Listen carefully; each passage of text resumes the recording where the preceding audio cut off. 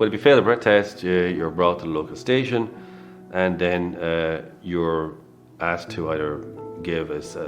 You're brought to the intoxilizer room, or the room where the intoxilizer machine is kept, and then you're brought through the process of blowing into that machine to give what's known as 2 specimens of your breath. Sometimes the intoxilizer machine isn't working. In that case, then it reverts back to blood or urine, where a doctor is then called. But if you fail a breath test, you'll be arrested and brought to the station. Yeah. If it's a breath specimen you've given, the result can be printed off right there and then. What happens is you breathe into this machine, and it prints out 2 receipts. And what's supposed to happen in that case is that the guard is presented with these 2 receipts that are printed out. That guard signs both, gives them to you. You then sign in the place provided for you, both. You must sign them. And then that's given back to the guard. And then the guard gives you one, and he keeps one, or she keeps one.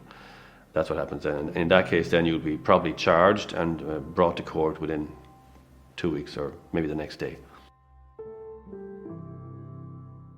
And what happens then after that? Like, will I stay in the guard station all night? Or? No. Unless you were really intoxicated, and that's rarely the case, you'd be kept there.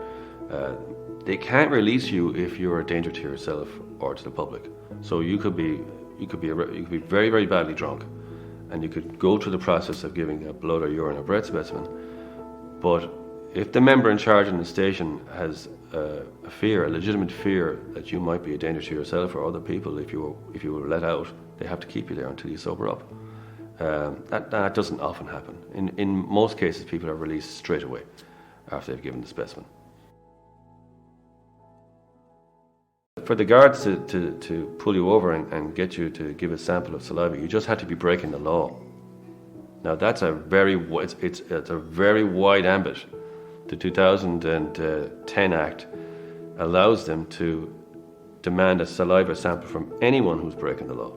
You don't have to. All you have to do is create some breach of the law in some way. I've had people who've been not using their indicators coming out of a petrol station as a pretext to stop them and demand a saliva sample, and then they give a saliva sample, and if it shows up, they're being arrested. That's any little infraction at all is enough to justify a stop, and in some cases, I think it's quite unfair, to be honest.